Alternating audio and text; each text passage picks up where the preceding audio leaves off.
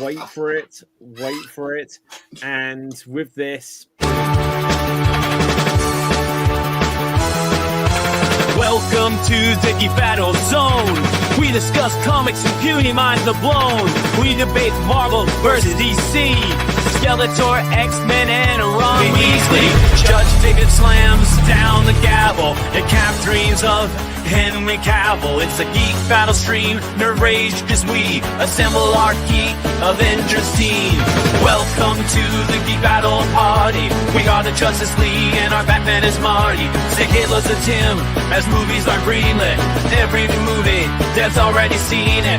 Xbox, Star Wars, and Star Riders. He-Man, Star Trek, and David loves spiders. We battle as Marvel and Disney loves Blink. And we try to crown the Geek of the Week. It's the Geek Battle Show. Welcome to the Geek Battleground, where we use the Force and the One Ring is found. Cap is wrong about Resident Evil 6, and everyone watch out. So shit is big. Gerald and Tim and Diz will try to win at the Geek Battle Quiz. David and Dave will confuse their crew as they dive in the TARDIS of Doctor Who.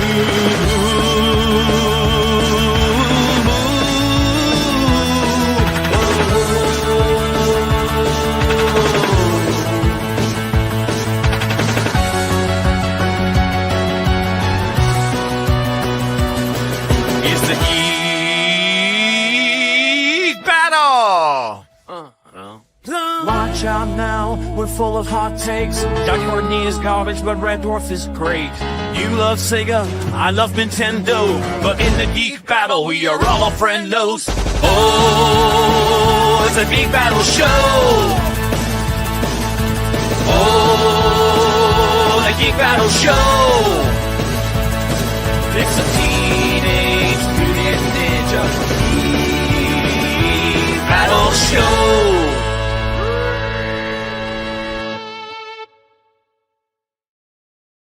Yes, so hello, welcome to Geek Battle. Geek Battle has returned. It has been a while. I've had some family stuff going on. And guys, seeing you here now, it fills my heart with joy. And the only thing that comes to mind is that line that Lois Lane says at the end of Superman 2. What's been happening in the world? Because I don't know. So you guys are going to have to fill me in on all kinds of stuff. I know Thunderbolts is out. Haven't had a chance to see it. Hopefully will tomorrow. I know there's some new trailers out, which we'll check out shortly, the likes of Superman. I have caught some Doctor Who, but that is as much as I have seen with the entire world. So, with this, Dev, say hello to the people. Give us a random geek trivia fact. Hello to the people, and my really random geek trivia fact is James Gunn has completely reworked the DC universe and taken elements from before the extended universe and during and after, and melded them into one universe. And you'll see in the upcoming trailers for Peacemaker and stuff that shows it's multiple universes. Okay, what? So we will check out this trailer. We won't be able to have the sound on, which is obviously a part of it, with the classic Superman theme still intact. But you're saying that it's cherry picking bits and pieces from everything that's come before. Yes. Ah, okay. Well, we'll definitely get into some of that because I definitely noticed some of that myself. Tim, say hello to the people. Hi to the people from North Kingstown, Rhode Island. Pretty close to an even bigger city called Providence, Rhode Island, and the smallest state in the United States. Thanks for coming to Geek Battle. Should I share a geek quiz? Did you know that Kirkland's Signature? Sorry, this is a Costco one. Kirkland's Signature has some of the best tuna in the world, and also the best boots and soft shell winter jackets. That's because Kirkland's Signature private manufactures all of their stuff up to a higher standard, and Costco is one of the most corporately social responsible big box stores in the United States. Woohoo! Okay, fantastic. I feel that my life is enriched. I don't think we need anything else. So, guys, that was our show. David, for joining us. Right. David, okay. Deb, what did you want to add to that? Quickly about Kirkland's Signature, I looked. Cap, what is going on? Regarding Kirkland's signature, I looked into them, and they are a manufacturer that gives that makes brand name stuff, but Kirkland is the brand for Costco. So they're premium stuff, but Costco branded. Mm-hmm. Yeah, oh my God, you will not get me started on all the silly things that Kirkland Signature sells. It's only in their Costco stores. I could nerd out on this. David, if you ever come down to the United States, I will take you to a Costco. You can get a hot dog for $1.50 and a big chicken chew bag. Yeah, a giant American-sized bag of Cape Cod potato chips for only probably $5. Wow. Okay. Well, yeah.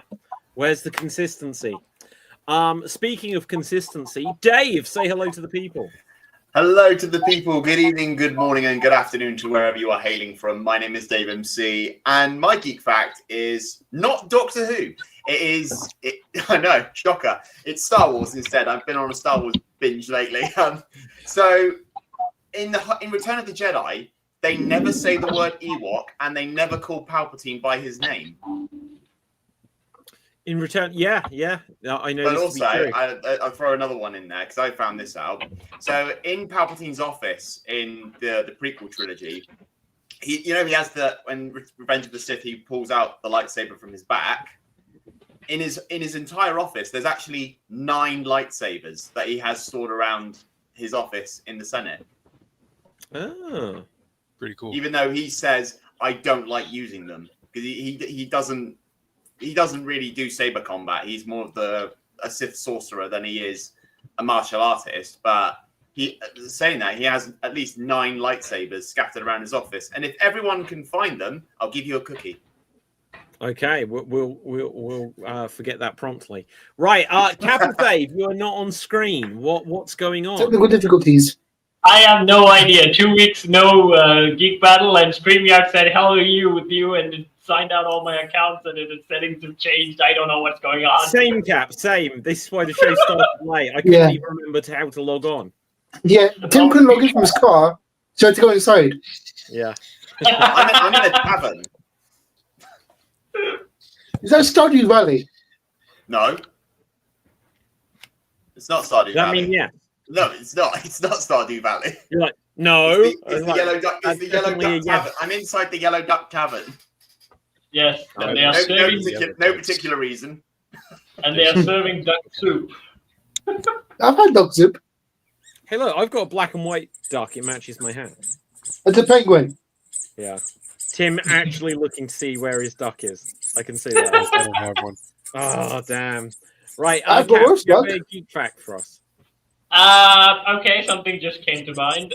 So in the 40k universe, there are chaos gods related to aspects of life, like, God of War, Survival of the Fittest, and then Nurgle, Acceptance, and then Slanesh, the god of love and also debauchery.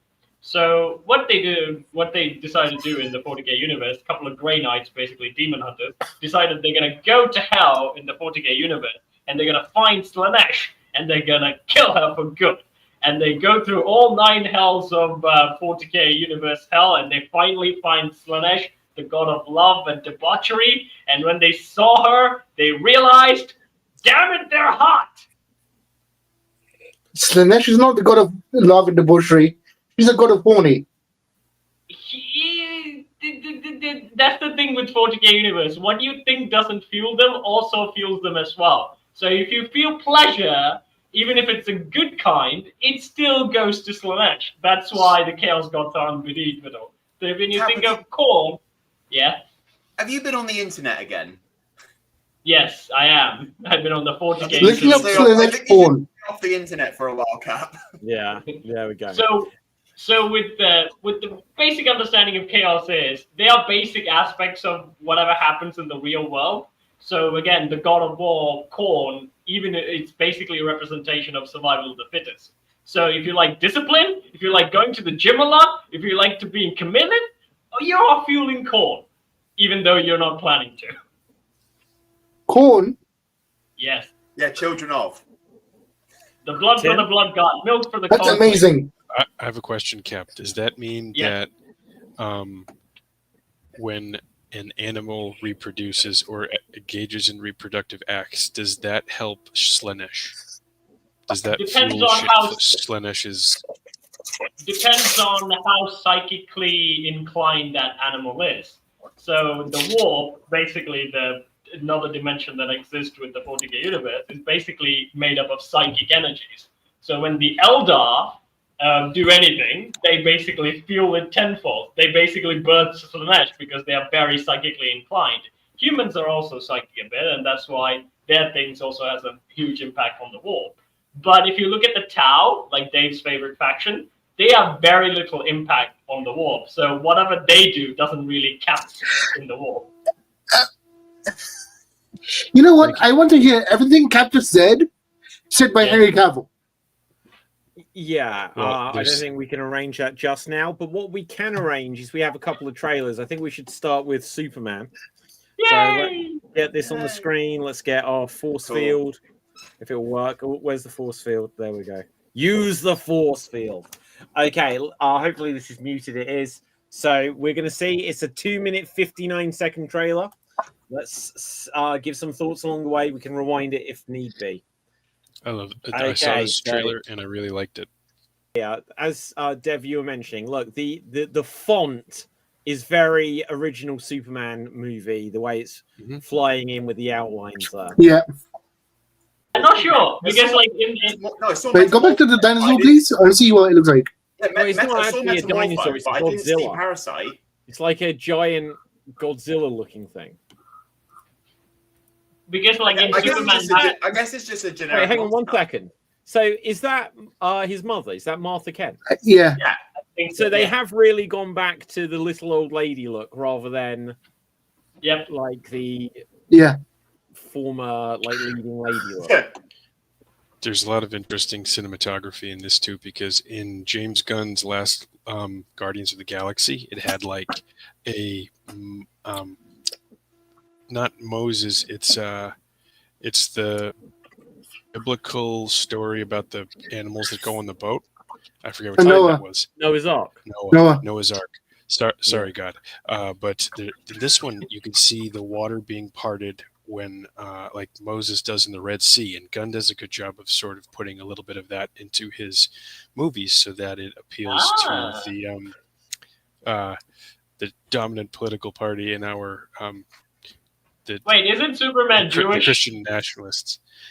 Wait, isn't Superman Jewish? He's an alien. No, what do you mean? Isn't Superman Jewish? How can he be Jewish? He's from Krypton.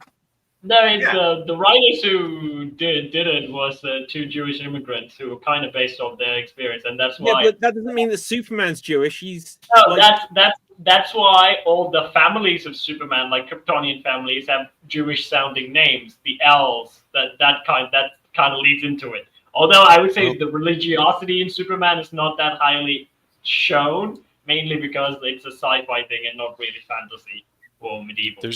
There's technically like some analysis and opinion that Superman is like an allegory for Jesus, and Jesus is actually Jewish if you think about it. I don't know if we can actually. I don't know if it's not that something that I have thought about too much, but something that I actually had an interesting conversation with Sid when we were playing Injustice when I talked about like the religious aspects of like in Superman and stuff like that, and he was like really pissed at the reason why Man of Steel did that, and he was like, they still shoehorning religiosity into Superman. That's not Superman. Matt Murdock is the guy who prays in churches and makes the whole religion his whole aspect. Superman, just sci-fi. Just be sci-fi. Yeah, I think Matt Murdock's more Catholic though. Like he has the displays of like Catholic guilt and certain things. I think but- you're right. Yeah, But but the thing is, like, that religion There's is zero part of chance that you think like Smallville and all that. Ma and Pa Kent definitely would be taking him to a church on a Sunday. Yeah. Yeah, But the thing is, like, we never see that, like, in any cartoons that you watch. I'm not sure. I mean, even Christopher Reeve films, like, that's never like they said, like, Superman is, like, super religious or quotes lines from the Bible or does things, anything remotely doing. I think in Man of Steel, you get poses, and also in Superman Returns, you get like the savior posings a lot. But most of the time, Superman has always been Superman, just an average Joe, just being amazing and being a good guy. Yeah, I think that's also some of what the metaphor and allegory for Superman is just sort of the outsider who is still trying to do his best. He's an immigrant, technically, but he's a white-presenting immigrant. And I think that's, something to discuss in 2025. But, he's supposed to represent the best of us and, hope, from my experience. But also, with Superman, they want it, and it's always been the case of, truth, justice, and the American way. So he kind of, they wouldn't make him specifically one religion, so that he can represent for America, certainly all Americans. But then, obviously, as it's gone more and more global over the decades, I think they've changed that catchphrase. So I can't remember what the new version is, but it isn't truth, justice, and the American way anymore, because they want him to be a global figure. So In 2000. They did the same thing for Captain America as well. You took away the America. Yeah, that one doesn't work quite so well. Yeah, when his name because is Captain America. Right? That's the thing, Superman can get away with that because he's Superman. Yeah, he's an alien. He's not even American. 2006's Superman Returns, they say, that he still believes in truth, justice, all that stuff. So they took out, the American way in 2006, and they marketed Captain America as the first Avenger in all the countries outside the U.S. So it wasn't Captain America. It was the first Avenger, and then probably a subtitle of Captain America. Yeah. So look, sorry, that just makes me laugh, and they throw a can at his head. It's like, he's not going to feel it. Why bother? Well, this has got some interesting the stuff. Implication. Okay, so look, what's that guy's name? I forget his name. He was Frank Grillo. Well, yeah, and he was in Captain America as the bad guy that. Yeah, Crossbones. Crossbones, that's it. Yeah. So is he able to smash Superman? Ultraman. I think that's Ultraman. Okay. Oh, right. It was Ultraman. Yes. Yay! Brownie points for Dave. Okay, so again, we have buildings being smashed, which was something that was criticized in the Snyderverse. Just that, Superman should be able to stop all of this. Well, maybe it's not him directly doing it, because Man of Steel, Superman was somewhat directly doing it. Oh, by the way, the gold Iron Man looking motherfucker is a new character made by James Gunn. Oh, he's in right. Is it played by his brother? No, but his brother. It's definitely going to be played by James Gunn's brother. He's going to be in there somewhere. Tim's semi-automatic. No, David. Hey, what happened to Cap? He's Max Lord. Max Lord? Yeah. Okay. Seeing, how relevant is Lex Luthor as a villain? Because unless he's just manipulating people, what can it's not just that he's got to stop Superman. There's literally a dozen other superheroes that maybe he's running for. Maybe he's the president right now. They do say Mr. President on this, so it'd be interesting. Dev. Okay, so two things. The lady that was destroying the lab and stuff is the technician character. Is a villain that works for Lex Luthor. And you were saying that Frank Grillo was one of the first Marvel crossovers into DC, but Lex Luthor is played by the Beast. Well, yeah. No, I didn't say he was the first or whatever, but it's just that was the first one we spotted on the trailer. Yeah, he's gone from having a lot of hair to having no hair. Yeah. I'm really as an actor, I've seen him do Tolkien. I think he did that movie a lot better. He was really good in The Menu. I haven't seen The Menu yet. Do you think? Oh my god, The Menu absolutely sucks. Who mentioned The Menu? That was Dev. The Menu is absolute dog shit. They don't even try to save themselves. They don't even try. It was okay. It's I'm all resigned to the fact that we're all going to blow up or what? Sorry, that's a spoiler or something. But the burger scene is beautiful. The burger, I like Ray Fiennes is a great actor. Yeah, doesn't change the fact that the story is shit. I loved it. I thought it was good. Oh my Dave, God. Dave, Yeah, calm good down movie. and have a I haven't breadless seen it. platter. It was a great recipe for disaster. Have the Oh my breadless God. platter and you'll be fine. Yeah, I'll this- agree. I'll agree with you, David, because I haven't seen it. Like, Jimmy Mack, good you know, God bless his soul, right? He and I debated this from the Yeah. moment it came out until he passed, unfortunately. But I shall take I on maintain- that mantle. that film was awful. It did make I you enjoyed hungry. it. Like watching it I- didn't I- make you want to go out I and could grab make a you the burger? best burger that you've ever tasted. It would be like the first burger you ever ate. And then she gets away and everyone else just sits there. It's like, Yeah, but Yeah, because understand why. The Why other does he people let are her get away? pretentious. no, She's I get not. that he lets her get away. Why don't the other douchebags suddenly make a charge for it as Because well? they're Why do you have douchebags. minions? It's like, well, They're we too have to go pretentious down to with the shit. realize They going want to die for food. I'm I'm gonna just I'm gonna assuming. watch this again just so I can come up with a reason for why no one else left. I'm gonna overthink please. this just so Could I I can join you debate on this that, with you, Tim? David. Yeah. Let's watch Right, the menu I as a see. group. I cannot wait.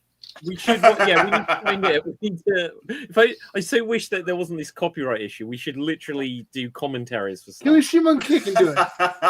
Right. Okay. That'd be We fun. do have something else in our arsenal I'll here. bring the beer. And Perfect. hang on, what is this? Oh We yeah, have a bunch of Way and stuff Half. because the Marvel thing happened yesterday. Was it? What is the What, Marvel? Uprising. You know, Marvel had a launch event yesterday where they showed a bunch of stuff. No, did they?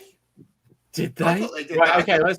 I've been I basically thought out that of was weeks commission for a ago, long Bev. time.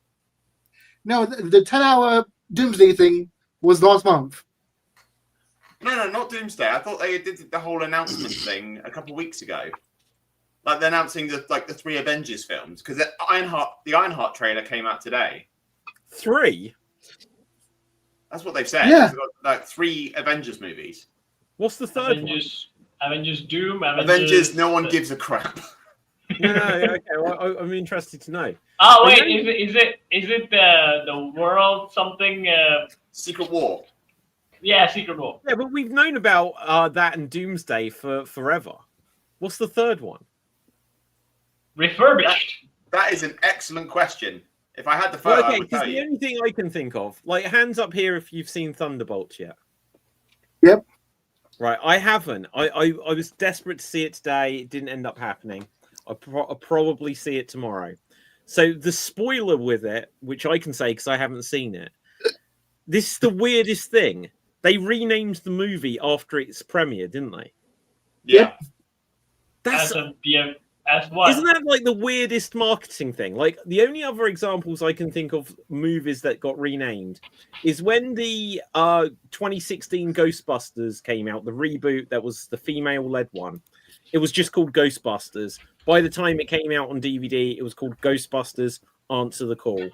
And then the Tom Cruise movie that's like Groundhog Day, it was called Edge of Tomorrow. And then you just started seeing posters on tube stations where it was called Live, Die, Repeat. Does anyone remember this? Here's the thing. They've done this repeatedly before, but this is like recently they've started doing it like When have on they done release. it?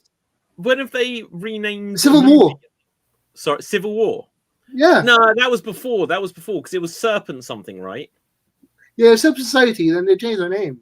Yeah, but not before. They changed its name before it came out. That was like a code name so that people No, didn't know what the story was. I think they did it because Batman versus Superman was coming in. They're like, oh, we're gonna team fight with you.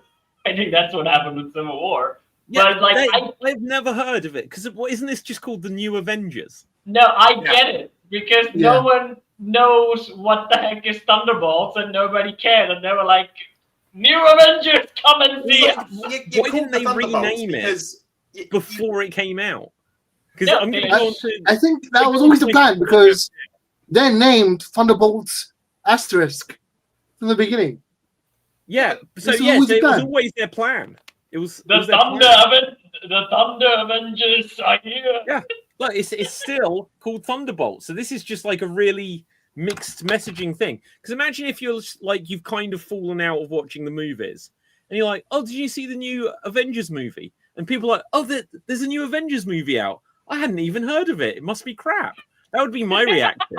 Well, it's like, Right. why don't we? And then you Why look don't at we the rename? poster, and then you look at the poster, and you're like, "Oh, well, Buck is in it. Who's everyone else?" Right? Oh, there's no Captain America. Why is There's why no is Hulk. everyone in? Why is everyone wearing leather black? Are we going back to the 2000s X-Men? Yeah, it's a good point. Well, Right. if that's the I case, can't- I I'm going to can't rename find- Deadpool and Wolverine. I'm going to rename that guy who sits in booth who's horny for Deadpool, the movie. Wait, is that It's about It's yourself? completely. No, shut up. That's Cap. Why? I think it's a cheap marketing tactic. I don't know. They're like, oh, the Thunderbolts are kind of edgy, so let's call them the New Avengers in an asterisk. Yeah, you know? maybe. Right, let's Oh. check out something that is new. Ironheart. I don't know Bye. when it's starting. What is that? What's it about? It's like So in Wakanda Forever, there you go. They That's not a introduced statement. this That's- girl who was that's not a at like brag. uni, and she's basically made an Iron Man suit.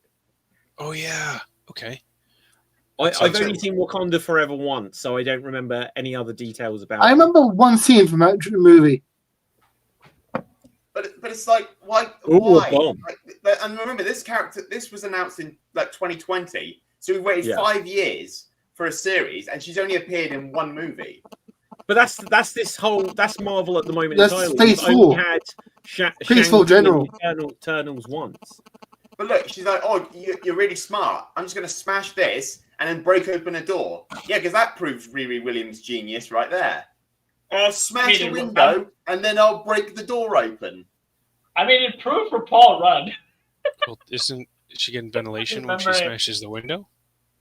I've got no idea. No, she just smashes a window on the inside of the lift just so she can break the door open. Hey, it's John Lawrence from Hamilton. Oh, okay. I've never watched Hamilton still. I need to see No, that. Yeah, me the neither. thing is, like, he has been in other movies. He has been in the new Transformer, but like every time I see him, hey, it's John Lawrence from Hamilton. that's the only memorable role I can think of. My overall I gotta problem with check out this trailer. this is that Oh, I hang on. watched So it. her internship abroad, and she was in Wakanda. Yeah. Yep. I watched this and I'm like, what's the story? I don't get it. Well, Am I just thick that I just don't get it? You, Yeah. do you want me to boil it down? You want me to boil No. it down? It's a Marvel show, which probably means that you'll get to episode 7 of 8 before they reveal who the bad guy It's a is. show. It's a show, not. Is it a a show? movie. Yeah, it's a show. Yes, TV show. Wait, No. well, hold on. So they swapped Armor Wars was going to be a show, and now it's a movie. And this was going to be a movie, and that's a show. Well, then why not just do Armor Wars? Because then you can have bring back War Machine.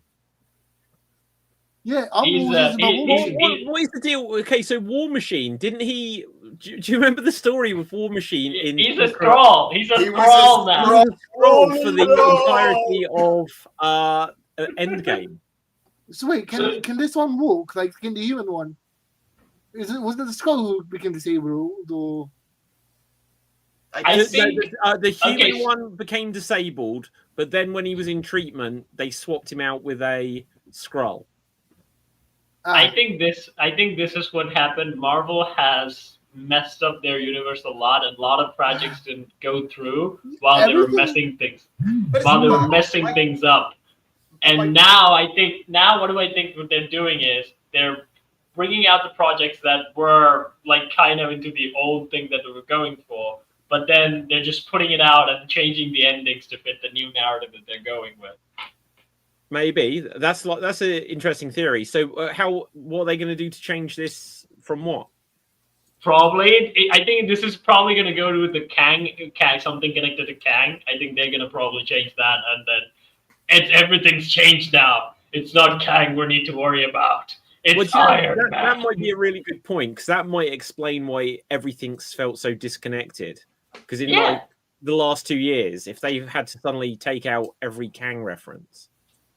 I think they over committed on the TV shows and Disney Plus mainly for content, and they didn't realize how much each director were messing up their whole storyline that they really so hard to build through decades through movies. Yeah, I think that's a fair point as well. Like,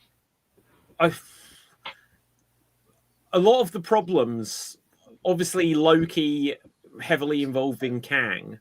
That was because of the situation with Jonathan Majors more than the actual show. But WandaVision into Agatha all along just felt like a creative dead end. Yeah. But even if they had the actor, I think they would have realized that Kang as a villain was not working. It was. Yeah. I mean, okay, so Kang in everything except Quantumania was amazing. Yeah. wait, he was only in Quantum Mania. The other thing that he was in was Loki, and in that thing he did nothing but sit in a freaking chair. So does Charles Xavier. You don't complain about him.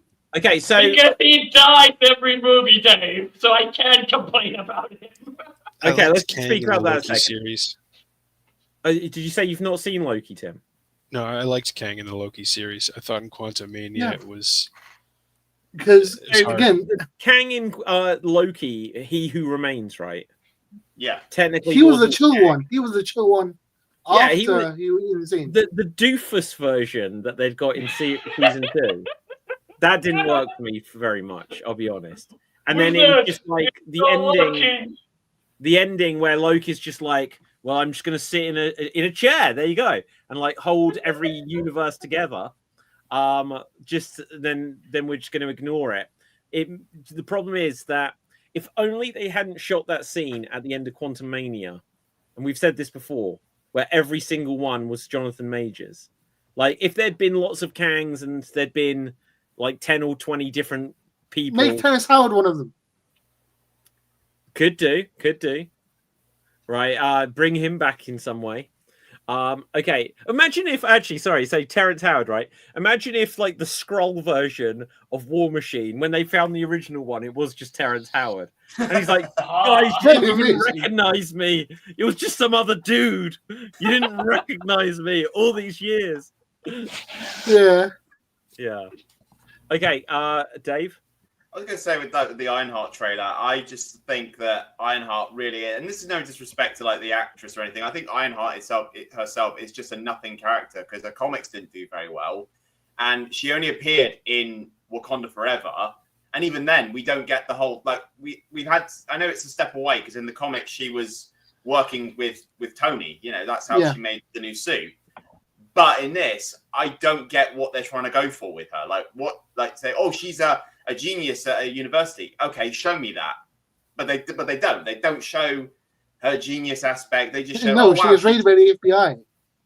But the thing is, like they say, oh, I read an article with her that she said like, oh, the difference between Riri and Tony Stark was that Riri built a suit with nothing, and Tony was and I quote, a gajillionaire. When I was like, well, hang on, that's wrong in itself because Iron Man's first suit was built in a cave.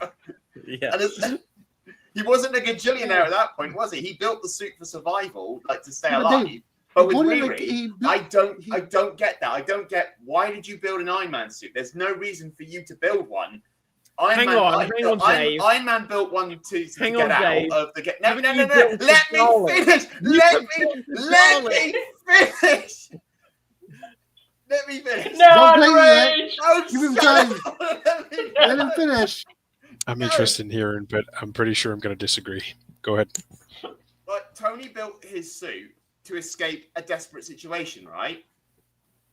And Riri built a suit for, as far as we can tell from Wakanda Forever, no reason. Like literally no reason whatsoever.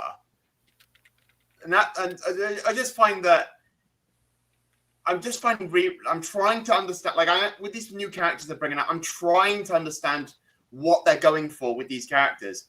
But I'm either I'm thick or I'm just like in a like a cynical sense. I'm just not getting it. Okay, guys, we'll all have our chance on this, but just so we're clear. Okay, it's like, why did she build an Iron Man suit? She's a fangirl. Okay, I like okay, that. Tim.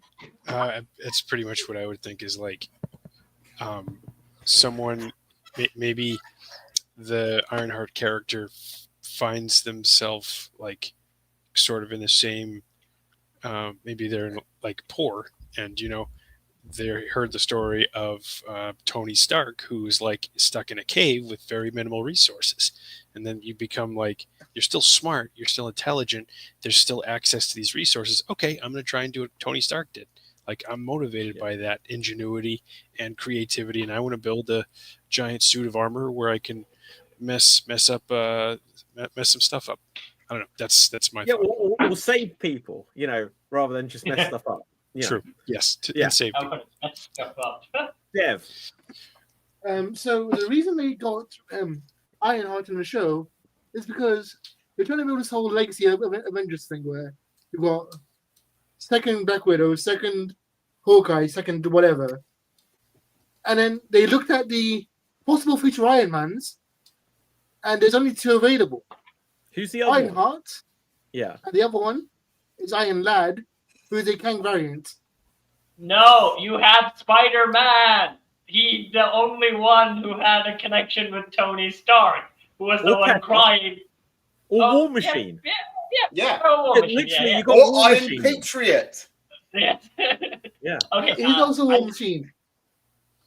I do want to say, okay, 2 things. First of all, when they realized the distinctions between smarts, right? I always wonder, like, super smart when it comes to things, but still they vary in intelligence when you think about it. Batman is also very intelligent in a lot of things, but he's mostly a detective, a puzzle solver, and that generally kind of adaptive knowledge that he has. But when you think someone like Iron Man, who's more of an engineer, who's more about inventing things, creating things. Shuri, I think, is also the same one. Is basically an engineer. Well, when it comes to Hulk, he's basically a radiation expert in a sense with nuclear stuff like that. He can do other things, but in a very lame way, and that's why he made Paul Rudd a baby.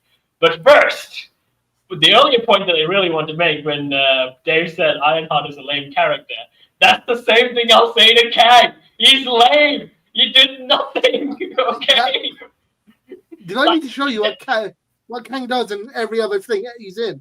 Yeah. Dev, I've seen him appear in the Avengers cartoons that I saw. He was the boring villain of that whole show. He beat the shit out of everyone without blinking. No, he didn't. No, he didn't. He just had a chess match with Iron Man. That's all he did. And all he was like, I will put the video in the chat and they can decide. Nerd rage. Okay. The thing with the reason why you build an intimidating again, Kang was more of the sophisticated. His whole line was, "I'm bad, but what's coming next is worse." Okay, and we were waiting. We were waiting for what is worse. We didn't get a glimpse that gives us, oh shit. When you think of Thanos, Second, I thought Nick was showing up. No, it's not. With Thanos, we kind of got a mystery, but we did get intimidation when you saw a floating chair and this big, massive Titan is sitting around. And the first thing when he appears, he beats up the Hulk, he beats up Thor, and a ship full of Asgardians. That's how you build intimidation. With Kang, you saw him a lot, but he did nothing that would give us intimidation or be afraid of the guy, except for one line. I'm bad. What's coming is worse. I think He Who Remains was a good introduction.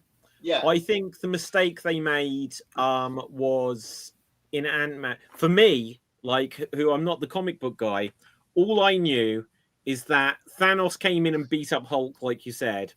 Kang lost a fist fight to Ant-Man, who has no powers. Right? And he didn't even lose it to Ant-Man. They were both in the quantum realm, so it was an even playing field. It just lost to Paul Rudd. He just lost to Paul Rudd. Exactly. Tim. Cap, you explained Kang in such a way that I tried to figure out what his whole bad guy shtick was. And it just made me realize it's the same guy except every time he says I'm bad, he's like the least bad version that the Avengers like, nope, you're done. And then the next Kang comes up like, I'm bad, but the next guy's work. No, you're done. And then, maybe Captain Marvel's there, and Kang's like, oh, I'm super bad, but the next guy's like, you're done. Yeah. I would have loved to have seen that. It's basically doing Skeletor, but without, doing, I will get you next time, He-Man. And it's like, someone will get you next time, He-Man. No, I in expect that they'll case, circle Cap, back it would round be- to Kang at some point. In that case, it would be, hey, you beat me in a chess match, Iron Man, until we meet again. Dev? How do I? Okay, so I spent ages researching Kang and like studying him and shit. The He Why? Who Remains one is exactly like that, Dave. Especially when I found a female ones. So basically, with all the Kangs, at the end of time, they had a massive war between each other, and the He Who Remains was the most level-headed one that managed to beat the rest of them. But he's also the one that's been in charge for so long. He's mellowed out, so he's no longer as evil. He's more, I'm in charge. I'm not evil. I don't want to destroy anything, etc., etc. So how is he a villain? Like, But the other ones are like the one at the end of Loki wasn't bad.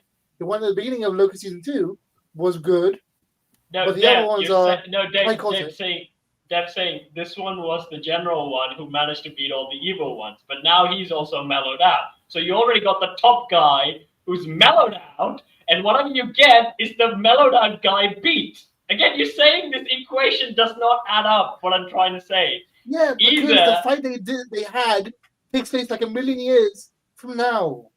Yeah, but you need. Let me- Cap, Yeah. I'm going to put it this way.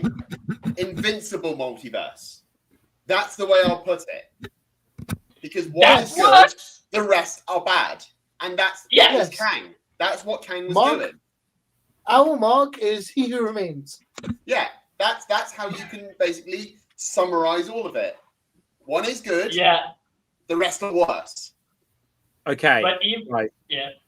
Right. I was going to say, as much as I'm getting confused with this, I think we could move on. Right. Okay. Because the most important thing, perhaps, we have yet to look at. What is it? Oh, Spider-Man Noir. Ooh. Ooh, yeah, Oh. yes! Like Nick Cage, live-action Spider-Man.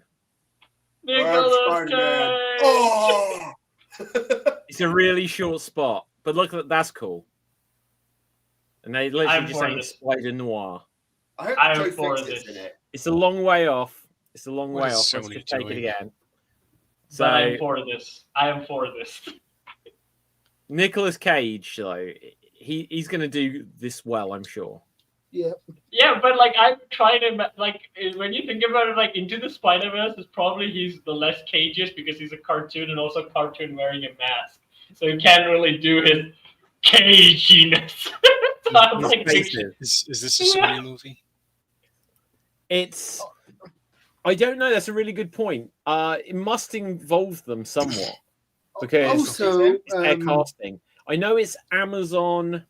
It's going to be on Amazon Prime, so it's literally not even going to end up on like Disney Plus. So it's going to be Oh. very disconnected from everything else. But this, in a sense, this is like kind of what the whole multiverse thing should have allowed us.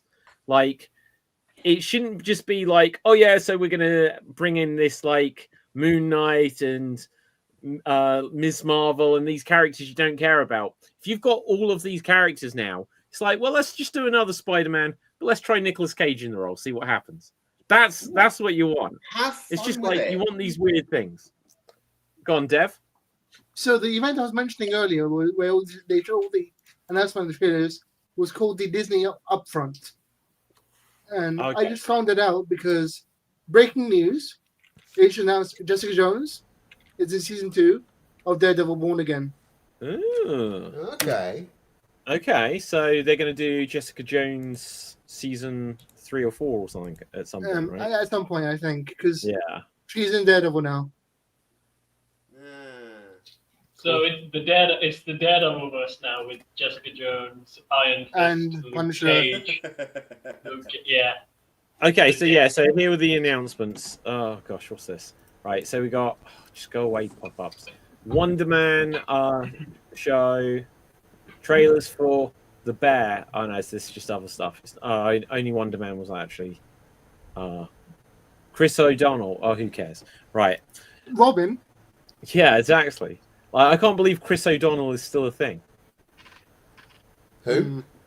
Chris O'Donnell, he from played Batman Robin Forever. in Batman Forever and Batman and Robin. Oh. He had that amazing line where he was like, "Holy great Batman," and he's like, "The greats have holes in them." Oh. Do you remember that?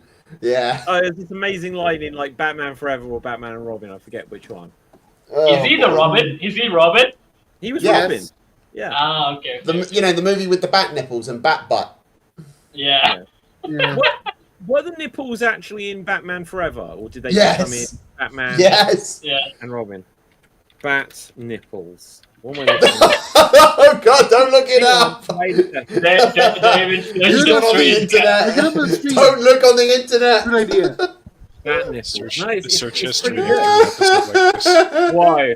Okay, hang on, guys. So Oh, you think God. It's pretty good. And then you just see this one bat breastfeeding. I told you, stop looking on the internet. Can't help it. Right, okay. But you know the funny thing, I think in Batman and Robin, that was the first film, right? In that one, no, when- Batman Forever was the first. Okay, in Batman Forever, when like his parents died, right? Bruce Wayne adopts him like he does in the cartoons, but Robin is already a grown man, and what is he adopting? That's always the funniest thing. And the way he discovered the Batcave was like, Alfred, do you need anything, Master Grayson or something? And he's like, nothing, I'm just gonna play with the stairs, like some kid or something, and he just literally laughs through the Batcave. I like the robot chicken one. I like the robot Have you chicken. guys I need to seen- check this out here, because it says interview with the man responsible for Batman and Robin's infamous bat nipples. Wait, what? Yeah, there's an interview about this. Val Kilmer, blah blah blah blah blah. What is there not quote? In the first one, they were just a little blob of clay. It was subtle. It was a blip. But for Batman and Robin, Joel Schumacher loved the nipples, so he said, "Let's showcase them." Schumacher wanted them sharpened with points. They were also circled, both outer and inner. It was all made into a feature of the Batsuit. I didn't want to do it, but he's the boss. Like with a pencil sharpener. Is this a Rattlesnake fanfic? Wow. Wait, let me I call mean, Alfred a right. second. Let me call Alfred a second. Boing. No, it's like, I want nipples that can Jose cut glass. Fernandez. Jose Fernandez, the costume designer responsible for the bat nipples. Jose, wherever you are, my friend. Oh my god, Thank yeah, I've you. never looked at them in this much detail. But it's right. There's circles with inner circles. Why are we studying this? Where's okay? I just need to look up the Batman Forever suit because I couldn't remember. It's the the 90s. nipple. That's Yeah, it. Batman It's the Forever. 90s. Let's see. Does he have the nips? Does he have the nips? That should be the title of the video. Just everyone goes, what are you talking about? Look. So Batman Forever, Robin does have nipples. Yeah. But Batman doesn't. No, think about it, right? Just think like Batman goes, Alfred, is my new armor came from Lucius. Of course, sir, but they have some unusual two things added to them. What are they? Nipples, sir. Nipples. Why? Nipples, Master Bruce. Okay, Why? let's be honest. Other than nipples aside, this is a really good version of the Batman and Robin costume. Do you agree? Yeah, I like Yeah. the suit actually. Yeah. Oh my god, That- hang on. Yeah. Yeah. A very dangerous web page. What the hell am I on? Bat nipples. I'm getting like pop-ups warning me about this web page. Okay, yeah. Oh, this is what you typed in on Google search, I assume. Yeah, Yeah, David, don't worry, they will pop up. I bet they will. Better go incognito. Yeah. I think it is maybe I think maybe Robot Chicken should do this. But it's like they actually do something. They shoot out little tasers, nipple tasers. When Batman is captured and someone's about to remove the mask, bat nipples activate. There's a multiverse. There's one suit that it does exist like that. Well, yeah, one of the things with this. Okay, so remind me, has anyone here watched Red Dwarf? Not recently. Or Okay, ever. so in Red Dwarf, the robot Crichton, he's like when there's an episode where he becomes human, like he gets put into like some like beam and he gets turned into a human, and then when he's like speaking to the main human in it, he's like so he's like, oh, so what's it like being human? He's like, well, my nipples don't work, and the guy's like, what do you mean, in what way don't work? And he's like, well, my left nipple was used for regulating my body temperature, and my right nipple was used for picking up short-wave radio. And he's like, no matter how much I twist it, I can't get Jazz FM. It's a really good line. Imagine that. This is what nipples can be used for. And on that note, guys, I gotta head out. But thanks for having us. I'm gonna go get catch some radio tunes. Yeah, just like keep twisting it, guys. Yeah. Totally. All right, love you guys. Have a good one. Take care, man. Okay, Dev. Have you guys seen that video of that award show where Schwarzenegger and DeVito are talking shit about Batman, and it pans over to Michael Keaton? Yeah. Like, come at me. Yeah. Yes. Yeah. In the Oscars, right? That was in the Oscars. I think so. Like literally, and Michael Keaton, even in that moment, shows why he should have never been recast as Batman. Is it because he didn't want to do? He didn't want to. Did you guys ever see Birdman? Yeah, Birdman's Yeah. Birdman. I used to love Harvey Birdman, the animated parody show. Harvey Birdman. Yeah. I recognize the name. Where he was a lawyer for every one of the old Hanna-Barbera shows. Oh yeah, Harvey Birdman. One episode he defends like Shaggy, and the next episode is Secret Squirrel and stuff. How does Secret Squirrel work? Do people not know that he's a squirrel? No. His case was he was arrested for flashing people by opening his jacket. What? Remember how he opens his jacket? He showed his squirrel nipples. He gives tools and stuff. Yeah. He got in trouble for flashing people. Yeah. Okay, good. Now, guys. Hi. It's been a few weeks. There has been a new season of Doctor Who. Who here has seen it? Who wants to give a comment? Bits and pieces. Only bits and pieces. Now, what I can say is a couple of weeks ago there was an episode. If you haven't seen, have you seen the one from 2 weeks ago? The one where they go back to midnight. Yes. Yes, I watched that one. I genuinely think that's the best episode of Doctor Who probably in about the last 5 or 6 years. I would agree with you on that one.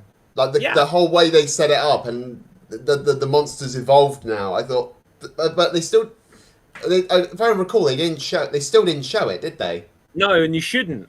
No, that's the beauty of it. They never showed the creature. Yeah. What you got in it is that. So one thing that was unfortunate is they already did a story years ago with Donna of, oh, you got something on your back. And literally it was kind of a bit too close to that, where the monster, it was just behind someone. And when you'd see it, I don't know if I can replicate this like with a hand. See if I can do it like with this hand going behind here. You'd spot something and it would just be for like one frame. You'd see something there. And so if you pause it on that frame, which I haven't done, you'd see a shape. But when you go back to the original episode on Midnight, and there's like, if you haven't seen it, there's like a spaceship and it's flying to this planet that's like all diamonds or whatever like this. And the Doctor's speaking to two guys in the cockpit. And one of them was just like, wait, look, there was something. And they were like, what? And they literally show you what he's looking at. And he's like, it was just there for a second. It sort of moved. Then he goes, there he is again. And when you look at it, there is nothing. You as an audience member, they show you absolutely nothing. but it was just like, it was so fast, it was a shadow, it moved, and then you never find out really more about it. They kept that element in. They went with a new gimmick. I think it feels a bit unfair to call it a gimmick, but like this idea of if it gets behind you, it latches onto you. Whereas in the first episode, the idea is that when you say something, whoever it's latched onto will copy you.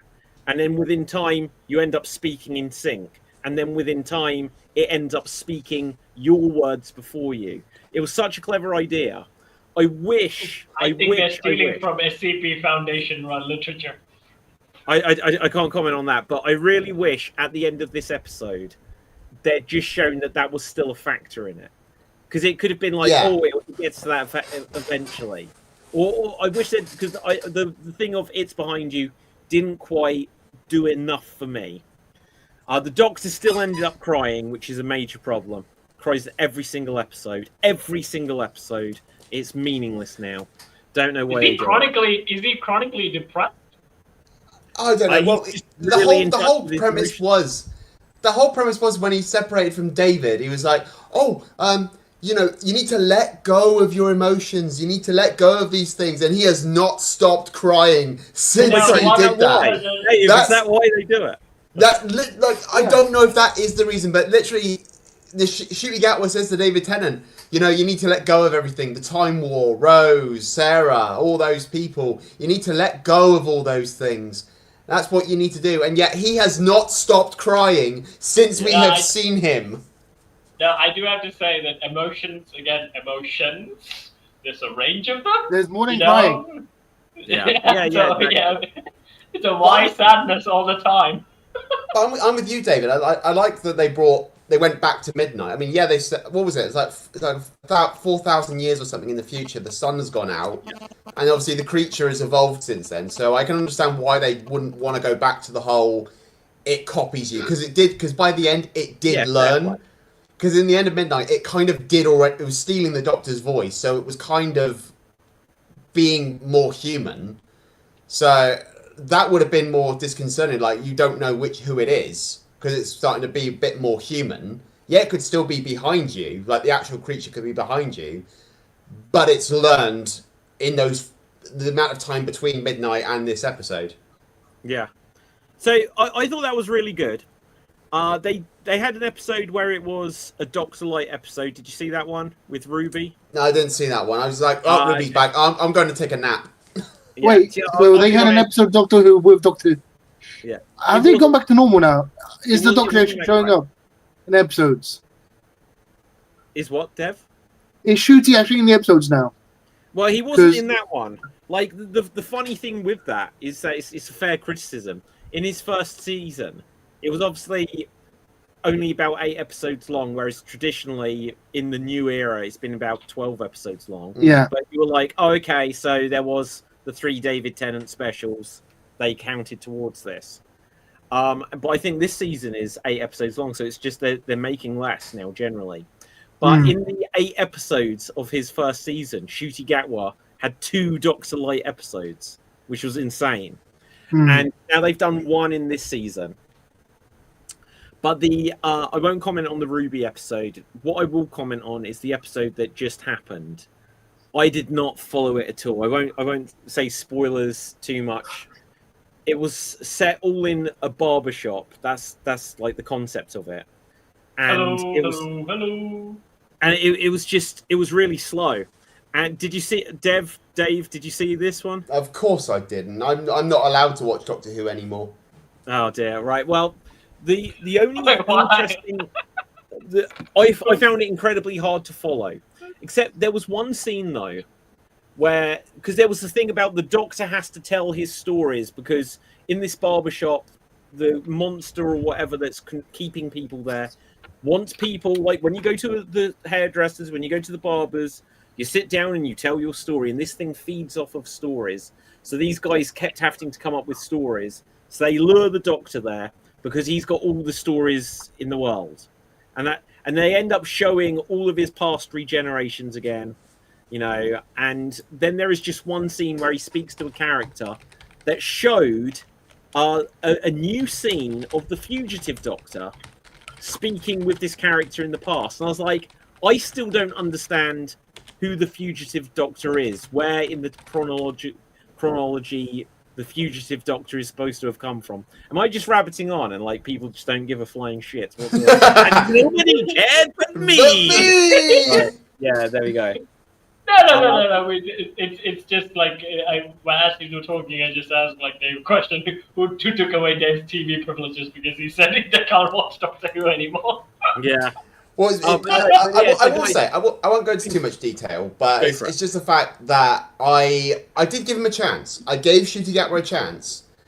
You know, I always give the new Doctors, you know, and I just found myself not enjoying it so much. And of course, I did post reviews and that, and saying I didn't, you know, this is what was good. I didn't like this, didn't like that, and I did get a lot of heat from it. Basically saying you're not a Doctor Who fan. You're a bigot, you're this, that, and the other sort of thing. And it didn't help as well.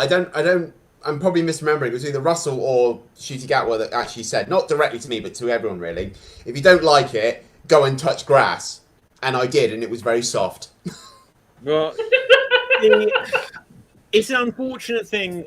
The one thing that's been unfortunate is because the last couple of Doctors have been big changes. First female Doctor. First black Doctor, even though he's not, because the whole point was the fugitive Doctor was. If you don't like the writing, people think that is for other reasons. Yeah. But the writing has really been poor. Like this one, The Well, I think it was called, was literally the best episode they've done in years. Yeah. And it's because they've got a scary monster, really good atmosphere, and it felt like good Doctor Who. But I would say even from the Peter Capaldi or even late Matt Smith era, you really had to listen to exposition. Like when you watched, and I'm not saying this was like not the case in old Who, because that's where the whole joke of, I've got to reverse the polarity of the neutron flows, just like they put into a bit of techno babble here and there, just to explain why you can do stuff. And then you have a sonic screwdriver that can do anything just to get them out of whatever situation.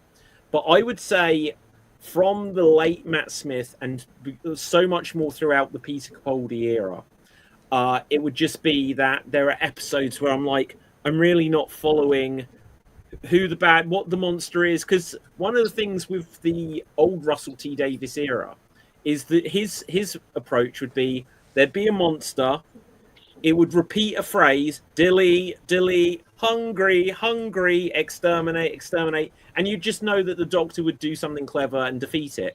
But then it started getting a bit trying to be too clever. Yeah. Then in the Jodie era, it wasn't at all clever. All Jodie would do, again, this is my take on it, Jodie's she'd have one monologue per episode where she'd be like, but how did you reverse the force field? That's impossible. No, you couldn't have. You connected them together. And she says something that makes no sense, that just suddenly means that something has happened, but you didn't see how it happened. You just have to accept that it happened. Random bullshit! That was absolutely every single Jodie Whittaker story, to the point that she met Time that looks like her, and I still don't understand it. And then they got rid of every other planet in the universe except for Earth, which is still unresolved. And then they brought in the Timeless Child thing, which suddenly everyone was like, where does this Doctor fit in? They brought her back for like 3 seconds in the most recent episode, and genuinely, the dialogue didn't make any sense. I still don't know who she was or how Ncuti Gatwa's 15th Doctor now remembers being her. Like, honestly, the storytelling has become really, really hard to follow. I definitely agree with you on that one. Like, the story has got very complicated. And I'd say I'd somewhat agree with you in that somewhat near the end of Matt's run, and Peter Capaldi's first season actually kind of made it a lot darker because he was older and it made it a little darker. But then the series directly after that, complete 180 on that one. They made him Matt Smith, basically. Yeah. And I'm with you. It was the writing. It was poor decisions on the characters front. Having the Sonic be the key and answer to everything. And with the one thing that bothered me, the most thing that bothered me was having the Jodie Whittaker's Sonic saying, "Oh, I control Dalek technology now with a screwdriver." Went, no, because you cannot control Dalek technology with a screwdriver because they're constantly adapting. They know how to defeat that sort of technology. So why you like for a reconnaissance Dalek that was on Skaro yonks ago makes sense because it would only have a certain design in its head. It wouldn't have Time War capable Dalek schematics in its head. So of course that makes sense. But for a Time War Dalek, having the Sonic disrupt them, no, you can't. No, there's no way. Hey, Dave, I completely agree. I recently watched. Do you remember the Adipose episode? I love the Adipose. That's so good. Okay, but hang on. But there is a moment in that where the Doctor's like controlling like a elevator or something, and and when Donna gets on it, he's like, "Oh, it's fine. You know, they won't be able to do anything unless they've got an equal sonic device." And then she does, and it's like this sonic device, which is defeated by just a sonic pen. It's like this cannot then defeat a Dalek. Yeah. Yeah, no, I agree. No, and like I said, I always give the new Doctor a chance. I watched Jodie's first episode and I thought, okay, well, this is going to be a fun introduction. I want to see where we go from here. But then I just felt like Jodie was trying to be... She was trying to be David and she was trying to be Matt. Not ignoring Capaldi, she was trying to be... Because every Doctor injects a bit of themselves into it. You know, like John Pertwee was an anti-authoritarian, so you saw that in his character. Tom Baker was bonkers, so he added that into his character. And like you saw elements, like when you get to someone like Sylvester McCoy, he's got elements of Patrick Troughton, but also having his own element of the Doctor as well. You know, they always add on to it. Yeah. So when will we have Commando Doctor? We've already had it. It's the War Doctor. Yeah. Oh, was he like? Hey, what do you mean by Commando Doctor? You mean like Doctor Who in his underwear? No, like in Skipper from Penguins of Madagascar. Yeah, War Doctor. Yeah, the War Doctor. Okay, that's just wondering. The Soldier Doctor. Yeah. He was the one that wanted to blow up Gallifrey. Twice. Next. Like, I will say, like the guy who's doing the voice of him for Big Finish right now. Who is it? Jonathan Carley, I think is the guy's name. Doing the voice of the War Doctor. John Hurt. Because John Hurt did the first War Doctor stories, and then Jonathan and who's the actress who played Leela? Because she's the producer for the War Doctor series, and Jonathan Carley, he's now doing a younger War Doctor, and it sounds so much like John Hurt, and I can't recommend it enough. It's really good. So does he come up and says "Hasta la vista, baby," and the sonic screwdrivers everyone? No, I'd be up for it. And I will what was say his as well quote in that crossover? Because 10th had I don't see. The 11th has Geronimo. What did War Doctor say when they said that? It's a catchphrase. He had a catchphrase that he said after. Gallifrey stands. It's like, oh, for God's sake, Gallifrey. Yeah, for God's sake, Gallifrey stands. Yeah. But the War Doctor doesn't have a catchphrase. The war. But he's only in like one episode. How there's not much to establish it, is it? Although I will say in the War Doctor series, he does have one catchphrase: "Go away." Okay, David. Let's play a game that we did before when you showed me something cool from Doctor Who and I laughed at it. Show me the War Doctor. Show you the War Doctor. Show you the War Doctor. Yes. Okay. Yes. Let me rate. The actor like famous as well. All the stuff. Yeah, you should know the actor, Cap. Yeah, you'll know the actor. So look, this is the War Doctor. That's the War Doctor.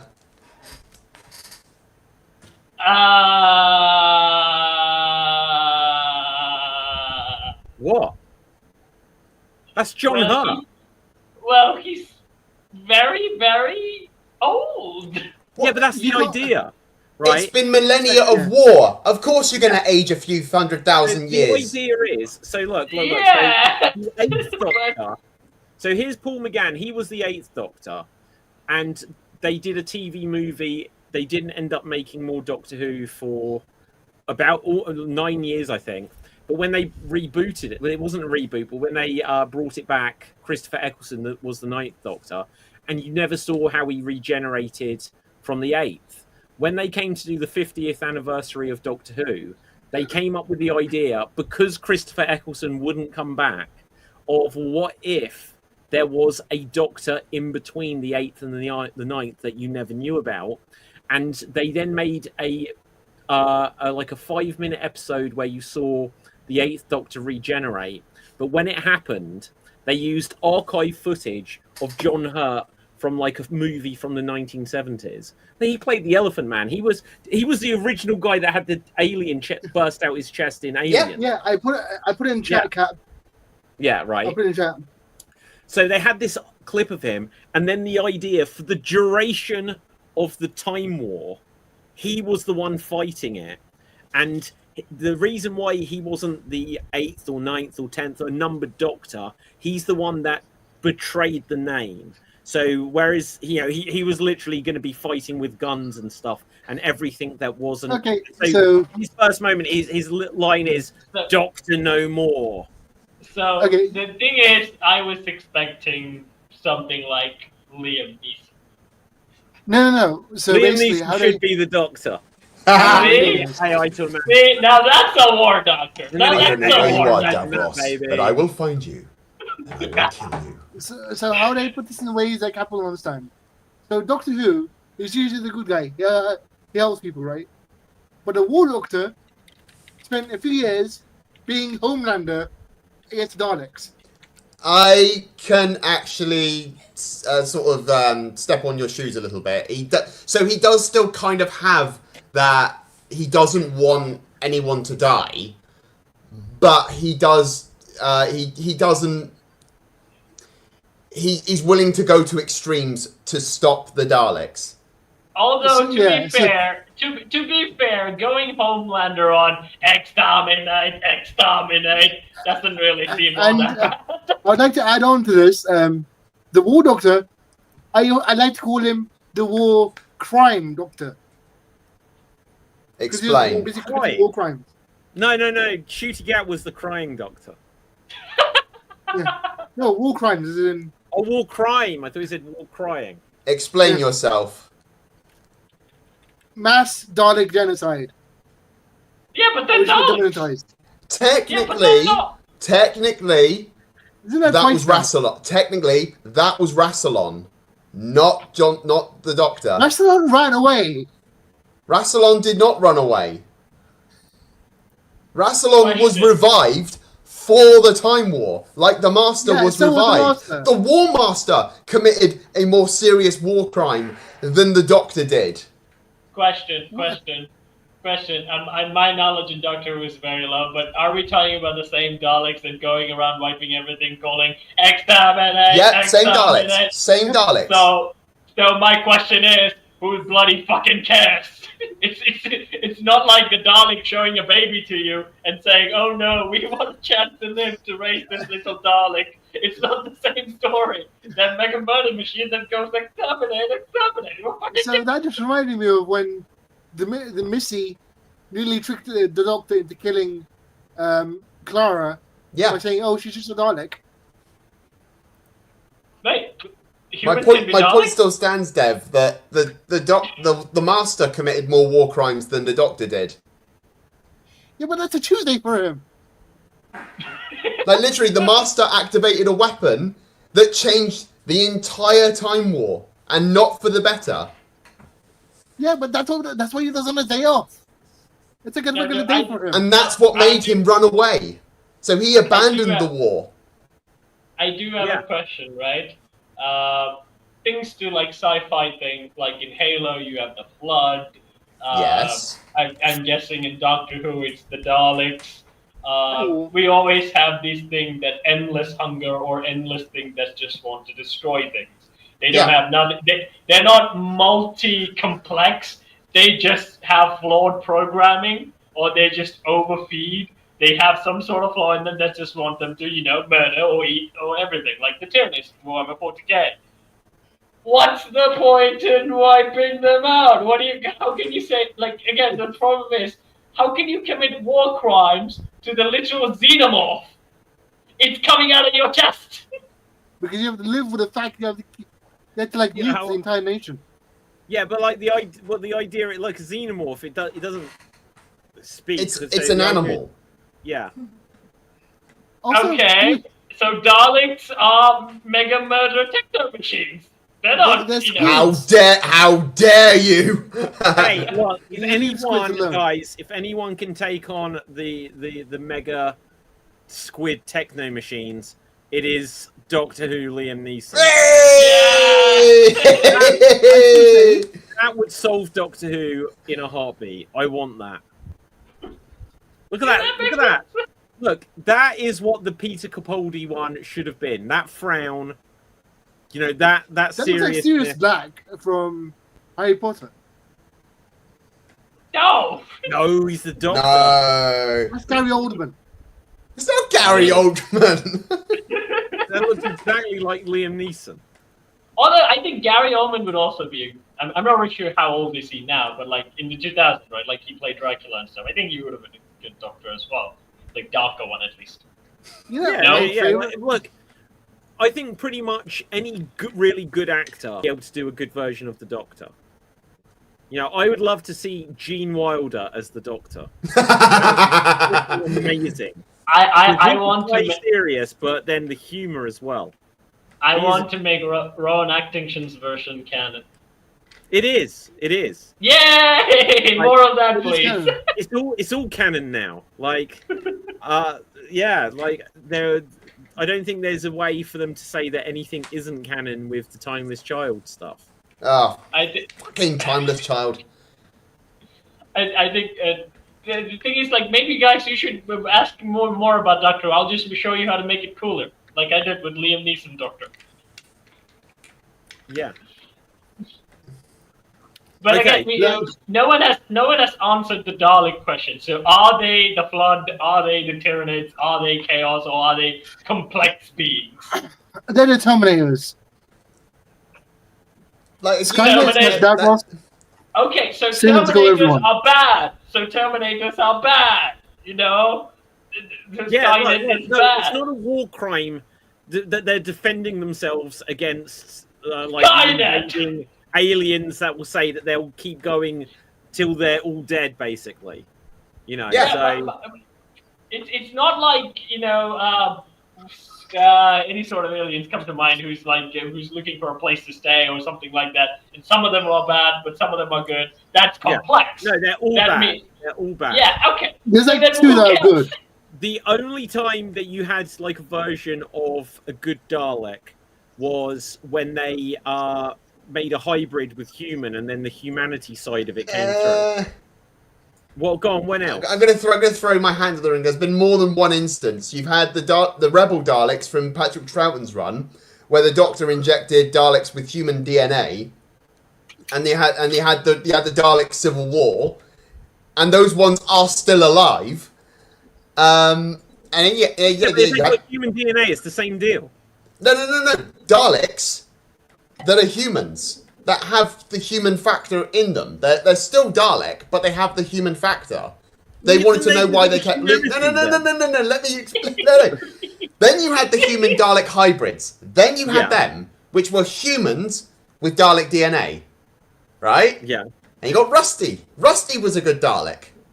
Who was Rusty? You can't forget, he was the one that the Doctor went inside of, and yes, you can take that in whatever context you wish.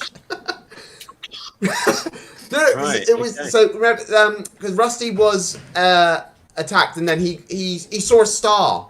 He saw a star being born. With? Was it Matt Smith or Peter Capaldi? Capaldi. He was Capaldi. Okay, yeah, somewhat rings. So they are complex beings. No, kind of. If you've got a story like Genesis, you see where they came from, so they become complex. But if you're watching Remembrance, you'll see, they're just going to blow everything up. There's the psychology side of them, And then there's the Okay, hang on, let's kill everything. 1 second. Right, okay. Okay. Gonna 1 second, guys. Right, you keep going. I'm gonna keep it going. So my question is, what is it when Doctor committed what Dev said, war crimes, were the Daleks complex, or the Daleks were examined? It's twofold. Because the Okay, time strand. then it's complex. Dev is right. Here's the thing. The Time Lords, you could, whatever context you say this in, the Time Lords technically started the war when they sent the Doctor back to wipe them out, to basically, stop them from being created, or avert their creation, find weaknesses, or change their genetic development, and the Doctor was going to blow them up. That was the initial, the thing that started the war. But both sides didn't want the war to happen, and when it did, the Time Lords started it. Yeah. Okay, so it is complex. Okay, then Dev is right. It's Dev. Is this why you've been offline for the last 10 minutes? He's been looking for an adipose. He can wear it proudly. He can wear it proudly because he's right. Because again, my knowledge, I thought Daleks were just exterminate. But if they're complex, then of course war crimes are, you can accuse the Doctor. Yeah, basically, he was doing things that Time Lords and the Doctor himself would never do. Yeah. But the psychology side of thing, if you watch the classic ones, he sees Daleks, he's sort of giving them a chance, but then after with the Ninth Doctor, no chances, Guys, zero chances for them. Bear with me here. I need to interject. Right, we're about to be joined by the current Extreme Improv champion, Clint, who's just messaged me saying he needs to get in on this Doctor Who conversation. Hang on, Clint, we'll get to you in 1 second. We've had another interruption. Oh shit, it's Nick. So Nick. I know I said the thing. But Clint, you're joining us for the first time. You have something. Yes. Doctor Who, say hello to the people. Well, first of all, I want to thank David for this, because this is amazing. Oh yes, This you're is welcome. You're very fantastic. welcome. I wear this everywhere, and people are like, "What the hell are you wearing?" Cap, you're asking, are the Daleks complex? David is saying, someone said yes, someone said no. If you wanted just a very broad idea of what the Daleks are, they're Nazis, not Nazi Germany Nazis. That's pretty much, if you want to have an idea of what they are. They're not. That's the whole reason why they were written, is that as Nazis. Because when you go back to 1963, that was when the first show was, right? Yeah.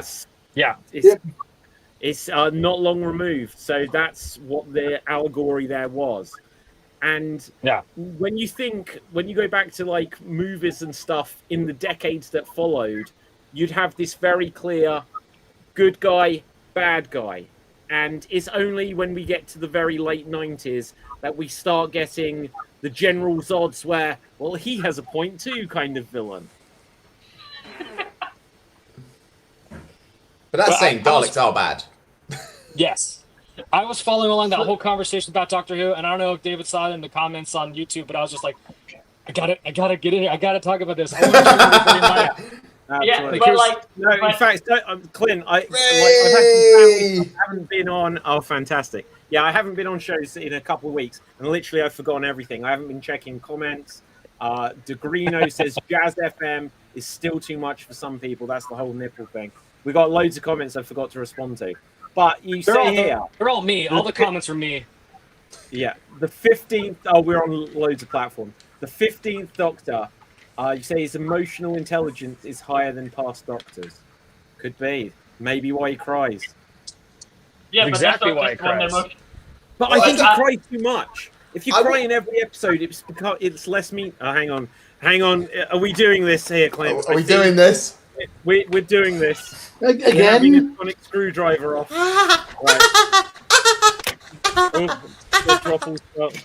Where's the rest of mine? God damn it! Hang on, 1 second.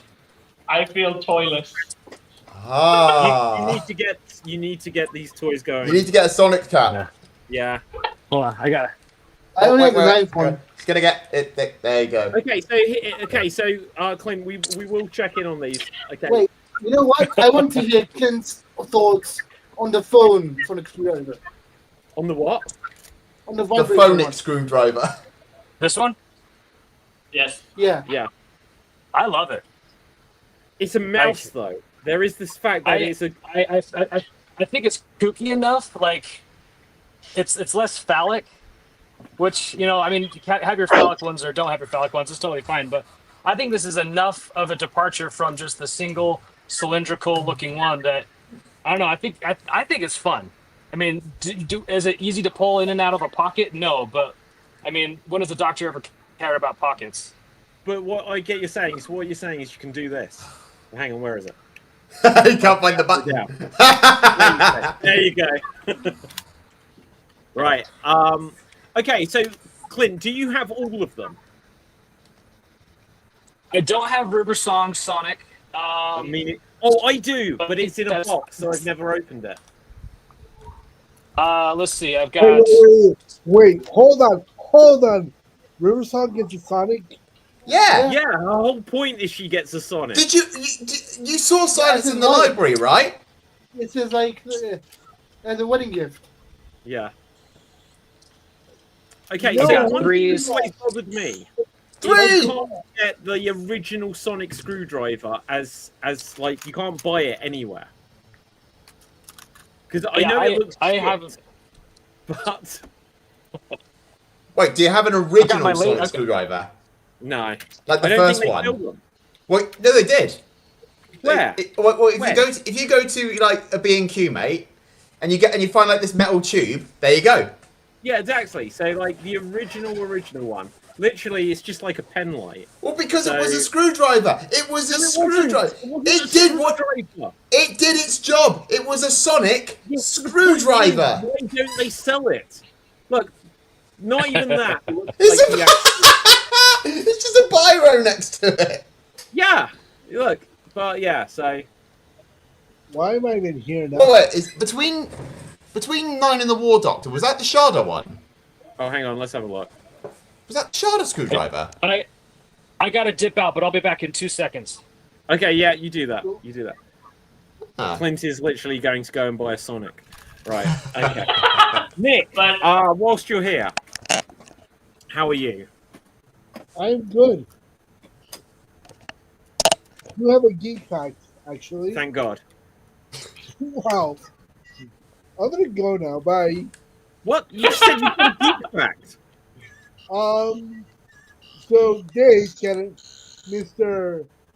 Dave MC can attest to this. The Disney point is with 2 fingers, as you know, right? The Disney point. You know why it was designed like that? Because Mr. Walt Disney was an avid smoker, and when in a lot of his pictures, they cut out the cigarette. So even though he's holding a cigarette in most of the pictures, because it's Disney and they have a very strict no smoking policy anywhere in the parks, they just said, "Oh no, that's how he pointed at things." Do you know what? Like, I think this is an urban legend because when you if you remember when Bill Clinton was the U.S. president, he would never directly point because it was seen as threatening, right? That and also because it smelled of certain things. So they'd always have it. The politicians would just point with their thumbs. Like Tony Blair did it. He'd point with this. Whereas you're definitely the end of Invasion of the Body Snatchers. That's the idea. Okay, is that your intention, Dave? That was the idea. Okay, because I'm going to bring that up because you had it absolutely spot on. Wait, which hand is that hand, isn't it? I can't remember, to be honest. And right, let's just have a look. So this famous moment, like side by side. That's right. There you go. oh, I'm not gonna lie, we don't speak about that film enough. That is just one of the best. Oh my god! Oh my Clint, you god. don't even realize what you've done. Clint, Whoa! Whoa! you're in a car. You're in a So car. earlier, I Earlier, didn't see Tim. Tim is always in a Tim is car. always in a car. Oh, now Yeah, we're I gotta getting- pick up my kids. Kids or Sonic Screwdriver? The kid's sonic screwdriver. There was a time early in my doctor, like when I first started watching Doctor Who about 15, 20 years ago, that I would carry around one of my sonic screwdrivers with me everywhere I went. And when I would get on the train to like go up to work, I would press the button to open the door like before we got to the stop, and then I'd take out the sonic screwdriver and I'd just hold up to the door for it to open for me. That's amazing. I need to start doing that. That's amazing. I'll do it in France because no one knows what Doctor Who is here. How does anyone know what Doctor Who is in France? It's not a thing. Who is in front? It's not a thing. God, why are you out there? Oh my god. Why are you Because out there? I'm married to a French person. married to a French person. I'm gonna be there next month. That's No, secretly James French. No, secretly James Shut French. up, cat! Shut up, cat! We're getting epic echo. It's Echo! You hear an echo of yourself like on a time delay, and then it makes it impossible to speak. Sorry, say that again. Exactly, it's that. Yeah. But Dave, I will be in Paris next month. You'll be in Paris next month. Yes. Make sure you get a number. Clint, I think the echo's coming from you now you're in the car. If you want to say something, give a wave and I'll unmute you. okay. Is this better? It is. Okay. Hello? Yeah. Oh, okay, that solved it. There you go. Did you Sonic it? I did. Yeah. Wave away. Oh, the Sonic thing. The cure all for everything. Yeah, But absolutely. But we still. But the thing is, like, we still haven't solved this whole thing of Clint's appearance. Is that are they complex? Are the Daleks complex? No, they're okay. So No, they're just the embodiment of evil. They can be. Thank But the beautiful thing about the Daleks is that they don't have to be. I'd say, Clint, maybe you agree with me. I think Davros is more complex than the Daleks are. Yes. Yeah, I agree with absolutely. that. So Because in the Davros audios, he didn't come up with the idea. Mm. In the audio, Yeah, which is that canon. doesn't count. It is canon. He didn't come up with the shouldn't be. idea.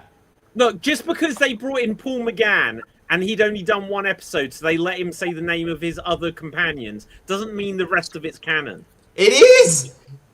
Oh. The audio stuff, the audio Time War stuff is canon. I have heard that, yeah, those are considered canon, but to the general Doctor Who fan, which I'm probably a little bit more above that, like, I have never heard or listened to any of the Big Finish, so I have to just kind of like go off of what I've watched visually. But I mean, I do like the idea of Davros not having come up with the idea himself. That just makes it even more. That makes him even more complex, which I think is kind of a neat idea. Don't mind me. What was that, David? What was that you said? I'm sorry, Dave. I didn't think it was canon. Oh, your apology is accepted. Your apology is accepted, David. Literally, it's not canon. Just because Paul McGann was like, "Oh, you're bringing me in for 5 minutes to regenerate me," so I'm going to be like, "Oh, thank you." Wait, is Paul McGann not canon? Jenny, Polly, whatever the names are. So you're saying Paul McGann isn't canon anymore? No, I'm just saying that he's not real because he said that one thing. Look, so in the Timeless Child, they showed all of those other Doctor faces from the Tom Baker Brain of Morbius episode. Are they canon? Because they're faces of Timeless they could be Child faces isn't of canon. Morbius. There were two. There were two Time Lords on there. I say this to everyone. I go, "Oh, they're the Doctor's faces." No, there was an original intent for it, but Morbius was also attached to the machine, so they could have been. The only face of Morbius. Shut your face. Is Jared Leto. But then when they showed them in the Timeless Child, why would it show that? Why would it show Morbius's face in the Timeless Child? Obviously, that's confirming it was the Doctor. Go on, Clint. Also, remember in last season of Doctor Who, when what's his name was scanning 15th Doctor, they showed the Schalke Doctor as well. Yes, absolutely. But I Well, hang mean, on a second. Or did it show the Curse of Fatal Death Doctor? that they should have done that. It was the same guy. So he was the Doctor twice. So I think okay, because they yeah. didn't show him as a cartoon, it canonizes so that Rowan Atkinson and Joanna Lumley Yay! are also doctors. Wait, Yes! Dr. Bean? Dr. Bean. You're telling me that Mr. Bean is a doctor? Yes. Yes, Nick. Yeah, yes, I and think we got a doctor as well. other than the Weeping Angels, that's the only Doctor Who thing I've seen, and I really, really like that. You should watch more, Cap. You'll like I it. don't watch Doctor. Oh, I've only. Well, I got him watching Once Upon a Time at the moment, so I'm waiting to hear back from him on that front. Literally. Okay, so Stephen Moffat, who would go on to be the Ah, look at showrunner, that. wrote this charity special of Doctor Who, where the Doctor starts off as Rowan Atkinson, and then he regenerated into, I believe, Hugh Grant next. And Or then maybe the he lady. was- Yeah, and then eventually he becomes Joanna Lumley. But Yeah. it's actually a pretty good story. So, Other than the fact let that me they put it this way. wipe out so many. Loki was Doctor Who. Yeah, Loki was Doctor Who. I will say that my favourite joke in it is where the Master falls down in the pit and it takes him 900 years to climb out every single time. Yeah, and also, okay, hang on, look, shout out, Jonathan Pryce as the Master, epic casting. Yeah, canonize it. Go on, Clint. Have you all seen Extras, Ricky Gervais Yeah. show? Yeah. Is the episode that he was in as one of the monsters, is that considered canon? Ricky Gervais, what, in Doctor Who? No, There's an episode of Extras where he plays a monster on Doctor Who during David Tennant's first run. I don't think so, because that's in extras, not in. It's Not not. Doctor Who? Oh, Okay. sorry. That's not canon. But audio stories that are attached to it. Ah. You know, Hey, I want Clint. Michael Sheen in a David Tennant Doctor Who episode. What's that again? Sorry, Dev? I want Michael Sheen in a David Tennant Doctor Who episode. No, to be honest, like, I'm not the biggest Michael Sheen fan. Who is he? They're great He together. played, he They're played really Kenneth great Williams in a film about the Carry On Stars once. I wasn't really impressed. together. Hey, I want to see that. I have a question for you, Mr. Go on then, Clint. Nick. How would you feel if they would have cast one time an American actor to play Doctor Who for like one episode? No, We did. we've done that before, Nick. It's not happening. Yeah, Right, it's no, never okay, gonna go on, happen. Clint. Let's hear your take on that as an American. I don't think so. No, I mean, I'd be okay with it. Obviously, as an American, like, oh, cool, an American's playing Doctor Who. I don't think it's necessary, and it actually kind of would be a little bit. As an American, I think it would be insulting to British people to have an American play Doctor Who, especially since Doctor Who is not as popular here as it is in the UK. Like, I'd be like, what? That's weird. There's so many other actors that could do the Doctor. You don't need to throw in us idiot Americans. We fuck everything up anyway. Don't give it to Hey, us. look, I would take Nicolas Cage as Doctor Who. You know what I would Yes! Yes! I am for this! He just steps out the TARDIS and sees a Dalek for the first time. Just oh. Idris Elba with an American accent. I'd accept Idris Elba with an American accent.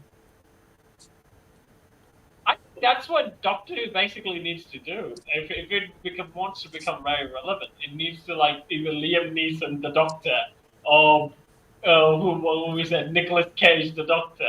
I think that could actually bring a lot of popularity to it. Or Cap, it can do the one thing that it should have done from like the moment Jodie Whittaker stepped down. Retire.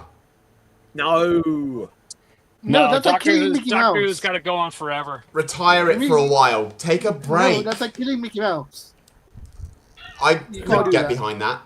I think Oh, okay. you just look. David. Clint, did you see the episode from a couple of weeks ago? I assume that you see it. Yeah, it's on Disney Plus now. So the one where they go back to midnight.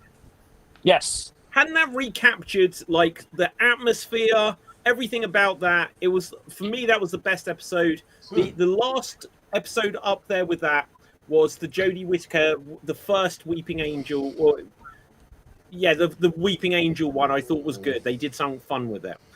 But I really liked the well. I liked that they returned to midnight because midnight is probably my favorite episode of all time. Yeah. So to go back to it, I thought like this is a bit. I tried to talk to my wife and kids about it. Like, you'll never guess what Doctor Who went back to midnight. The diamonds have all been mined, and the creature's still there, just messing with them all. And my wife and kids like, Dad, shut up. We're watching something else, and I'm over here just with my 7 Sonics, just being like, yeah. I did see though there was a behind the scenes like little vignette that they did. Andor. No, I do need to watch Andor. But there was a behind the scenes vignette that they did about what the creature looked like in that episode. And it kind of looked dumb, but I think that was more for just like the actors to react to something. I don't think that's actually what the creature looks like, which thankfully it doesn't, because it did look kind of meh. But that episode I thought was great. I'm glad that they went back to midnight because I loved that episode. Yeah, I said the same thing because I was saying to David that I assume you heard as well, because I've been on and off with Doctor Who. Like when I went and watched it, it was kind of like, oh, okay, so they went back to midnight. That's a nice little step back into something that we've seen before, and we're going to see something new with it. I just feel like the damage has been done. You know, like with, you know, the Timeless Child really left that sour taste in my mouth. You know. Yeah, and the same with me. Like talking about the Timeless Child, like Dave, I'm with you. I don't want to talk about it. It hurts too much. Yeah. It's, like, okay, hang on 1 second though. I've just found. Is this it, Clint? Yes. Oh, that doesn't work for me. No. Get rid of it. I don't like it. Like, I didn't realise, because this is the freeze frame, because I said it was just a shape. But if this is literally it, that does not work for me at all. It's like the Sith Lord's helmet from Andor if it had just skin. No, it's the guy from the Acolyte, and it looks like one of the creatures from Silent Hill. It does look a bit like something from Silent Hill. Yeah, so in my head canon, that was just something for the actors to react to. It's not a good monster look. Yeah. Oh my God! It's a round thing. Yes. It's round face. I'm gonna be honest. I'm not nowhere near caught up with Doctor Who, but I am really enjoying it. Yeah. I just finished Matt Smith's run, and I'm about to start Capaldi. So it's all downhill from here, my friend. Right. No, but my best friend, who's one of the reasons why I watch Doctor Who, told me that she loves Capaldi. You know, so. I think I never returned back to Doctor Who because I saw the Weeping Angels with David Tennant and I saw the Matt Smith one that I really didn't like, and I was like, eh. So after that, I didn't. So, Cap, like, I don't know what you could see it on, if it's on Disney Plus or whatever. The episode Midnight that we've been speaking about, it's standalone.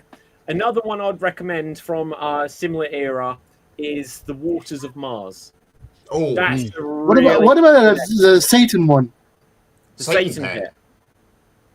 Oh, you mean both of them? Down a tier for me. It was a two-parter with the Mars suit. Yeah, the Impossible Planet, and then the Satan Pit. Yeah. I also would recommend The Unlikely Astronaut. The Impossible Astronaut. Yeah. Impossible Astronaut. Thank you. Ooh, so the Midnight episode is with David Tennant. I think I'll enjoy that. Yeah. Okay. What is the other one you recommended? Midnight and something about like the two-parter Silence in the Library. That's really good. Like, I love the monsters because, like, okay, so it's tiny spoiler. So blink is you can't blink, so you're now scared of blinking. You've worried about statues. Silence in the Library, it makes you worried about your shadow, right? Waters of Mars makes you worry about water. The simplest ideas are the most effective. Clint, it's behind you. Clint, we just saw it. Look out, Clint! The monsters behind you! I know. I'm doing pickup today with all the kids, so they're all here. I'm picking up 2 more. They're all in here with me. Just carpooling. Yeah. So, because like for me, Well, I don't again, know if I've shared this with you guys. Sorry. Ca- I don't know if I've shared this with my friends here on Geek Battle. Yeah. But across the street of my house, there's a fountain that has 4 angels in front of it. And then the first time I saw Blink, my girlfriend dropped me off at the house after watching it, and she was like, oh my God, there's 4 fucking angels right here. You're probably dead. Talk to you later, babe. Love you." Okay, guys. Dev, I'll come to you. But on this note, we're about to run into extreme improv time, so we will begin to have to wrap this one up. But Dev, you wanted to say? Everybody here is recommending scary, suspenseful, thriller episodes of Doctor Who. I'd like to throw in the most sass-filled, funny episode of Doctor Who I've ever seen, which is the one where the Daleks fight the Cybermen. Yeah, Doomsday. Yeah. See, for me, I never really liked the Daleks. That's really, like the only thing that was like, yeah, okay, so there's just a British guy going around fighting. Well, in that case, Cap, I would just recommend just one of them. I'd recommend Dalek. You asking if they're complex or not? I just recommend Dalek with. I just want you guys to fight and explain things, okay? I really don't want to see. No, seriously. If you ask the question about complexity, I'd say go and watch Dalek.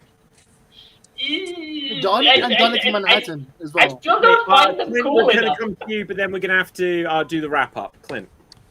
I agree. Watch the episode Dalek, mostly just because it takes place in Utah, which is where I live.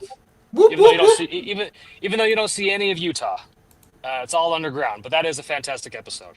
Yeah, I just forgot which episode that is. Yeah, that is a really good one.